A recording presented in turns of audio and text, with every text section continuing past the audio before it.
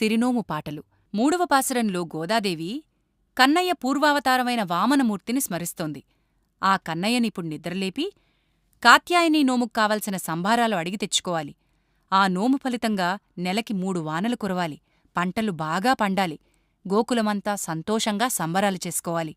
మనం గోపబాలుడి చెయ్యి అందుకోవాలి. 3 అడుగులు దానమడిగి ముల్లోకాల్ని ఆక్రమించి బలిని పాతాళానికి పంపిన వామనమూర్తిని స్మరిస్తోంది. ఆ పొట్టివాడే ఇప్పుడీ కన్నయ్య కదా.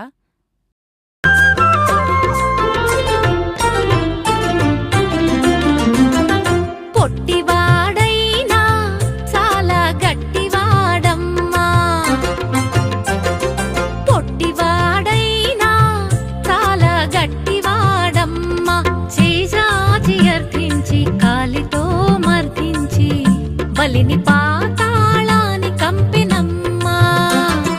పొట్టివాడైనా చాలా గట్టివాడమ్మా, చేజాచి అర్థించి కాలితో